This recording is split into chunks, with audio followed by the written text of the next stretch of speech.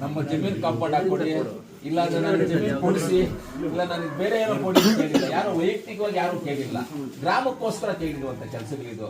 ಅಂಬೇಡ್ಕರ್ ಭವನ ಆಗ್ಬೋದು, ವಾಲ್ಮೀಕಿ ಭವನ ಆಗ್ಬೋದು, ಬಸವ ಭವನ ಆಗ್ಬೋದು, ಮಶಾನಗಳಿಗೆ ಕಾಂಪೌಂಡ್ ಆಗ್ಬೋದು, ಊರಿಗೆ ಬರುವಂತ ದಾರಿ ಇದೆ. ಅದು ಬೆಳಗ್ಗೆ ಫೋಟೋಗಳೇ ಕಳಿಸಿದ್ರೆ ನಾನು ಫೋಟೋಗಳು ಕಳಿಸಿ ಆ ದಾರಿಗಳು ಮಾಡಬೇಕು ಅಂತ ಹೇಳಿದ್ರು. ಇದೆಲ್ಲ ಸರ್ಕಾರದಲ್ಲಿ ಈಸಿ ಆಗೋದು ಕೆಲಸ. ಇನ್ನೊಂದೇನಂದ್ರೆ ಯಾವುದೇ ಕೆಲಸಗಳು ಲೇಟ್ ಆಗ್ಬೋದು. ವಾಲ್ಮೀಕಿ ಭವನ, ಬಸವ ಭವನ, ಅಂಬೇಡ್ಕರ್ ಭವನ ಇದು ತುಂಬಾ ಇಂಪಾರ್ಟೆಂಟ್. ಇಮಿಡಿಯೇಟ್ ಆಗ್ತವೆ ಕೆಲಸಗಳು. ಜಾಗ ಇರ್ಬೇಕಲ್ಲಿ, ಈ ಖಾತ ಆಗಿರ್ಬೇಕು, ಈ ಖಾತ ಮಾಡ್ಬೇಕಂದ್ರೆ. ಆಮೇಲೆ ಮಶಾನ ಕಾಂಪೌಂಡ್ ಹಾಕೋದು. ಇದನ್ನ ವಾಲ್ಮೀಕಿ ಭವನ ಇದಾದ್ರೆ ಮಂತ್ರಿಗಳ ಹತ್ರ, ಮಾನ್ಯ ಮಾದೇವಪ್ಪನವ್ರ ಹತ್ರ ಹೋಗ್ಬೇಕು, ಇಲ್ಲ ಶಿವರಾಜ್ ತಂಗಡಿಯವ್ರ ಹತ್ರ ಹೋಗ್ಬೇಕು. ಈ ಭವನಗಳು ಹಾಕೊಂಡು ಈಸಿ ಕೆಲಸ. ಅದಕ್ಕೆ ಫಂಡ್ ಇದೆ, ಹಾಕೊಂಡ್ ಬರ್ಬೋದು. ಮಶಾನಗಳಿಗೆ ಕಾಂಪೌಂಡ್ ಅಂದ್ರಲ್ಲ, ಅದು ಬೆಂಗಳೂರಿಗೆ ಹೋಗೋ ಕೆಲಸನೇ ಇಲ್ಲ. ತಹಸೀಲ್ದಾರ್ ಹತ್ರ ಫಂಡ್ ಇರುತ್ತೆ. ಮಶಾನಗಳಿಗೆ ಜಾಗವನ್ನು ಅಕ್ವಿಜೇಷನ್ ಮಾಡಿ ದುಡ್ಡು ಕೊಡೋದಕ್ಕೆ, ಪ್ಲಸ್ ಕಾಂಪೌಂಡ್ ಹಾಕೋದಕ್ಕೆ, ಇಂಥದಕ್ಕೆಲ್ಲ ತಹಸೀಲ್ದಾರ್ ಹತ್ರ ದುಡ್ಡು ಇರುತ್ತೆ. ಅದರಲ್ಲಿ ಈಸಿಯಾಗಿ ಮಾಡ್ಕೊಳ್ಳುವಂಥ ಕೆಲಸ ನಾವು ಮಾಡ್ಕೋಬಹುದು.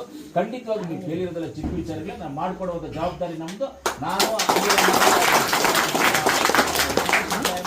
ಸೇರಿ ಇದನ್ನ ಮಾಡ್ಕೊಡ್ತೀವಿ, ಖಂಡಿತವಾಗ್ಲೂ ಮಾಡ್ತೀವಿ. ಅದರಲ್ಲಿ ಡೌಟೇ ಏನೂ ಇಲ್ಲ. ಇದಾದ್ಮೇಲೆ ಚುನಾವಣೆ ಆದ್ಮೇಲೆ ಒಂದ್ ದಿವಸ ನಾನು ಊರಿಗೆ ಬರ್ತೀನಿ, ಈ ಜಾಗಗಳು ತೋರಿಸಿ. ಅವತ್ತು ತಹಸೀಲ್ದಾರ್ ಕರ್ಕೊಂಡ್ ಬರ್ತೀನಿ, ನಗರಸಭೆ ನಮ್ಮ ಪಟ್ಟಣ ಪಂಚಾಯಿತಿಯ ಕಮಿಷನರ್ ಕರ್ಕೊಂಡ್ ಬರ್ತೀನಿ.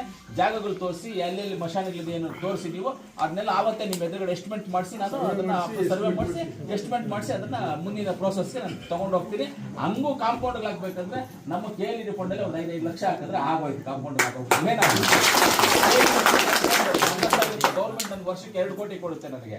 ಎಮರ್ಜೆನ್ಸಿಗೆ ಯೂಸ್ ಮಾಡ್ಬೋದು. ನಾನು 2 ಕೋಟಿನ ಎಮರ್ಜೆನ್ಸಿಗೆ ನಾನು ಏನು ಹೇಳಿದ್ರೆ ಅದಕ್ಕೆ ಆ ದುಡ್ಡು ಯಾವ್ದು ರೋಡ್ ಹಾಕ್ಬೇಕಾ, ಪೈಪ್ ಹಾಕ್ಬೇಕಾ, ಟ್ಯಾಂಕ್ ಹಾಕ್ಬೇಕು, ಇನ್ನೊಂದು ಹಾಕ್ಬೇಕು, ಏನಾಗಬೇಕು ಅಂದ್ರೂ ಆ ದುಡ್ಡನ್ನ ಅದನ್ನ ಯೂಸ್ ಮಾಡ್ಬೇಕು. ಎಮರ್ಜೆನ್ಸಿಗೆ ಅಂತ ಸರ್ಕಾರ ನನ್ನ ಹತ್ರ ಇರುತ್ತೆ ದುಡ್ಡು, ನನ್ನ DC ಅಕೌಂಟಲ್ಲಿ ಇರುತ್ತೆ. ನಾನು ಲೆಟರ್ ಕೊಡಬೇಕು, ಆ ಫಂಡ್ಸಲ್ಲೇ ಮಾಡ್ಕೊಡ್ತೀನಿ. ಖಂಡಿತವಾಗಿ ಮಾಡ್ತೀನಿ.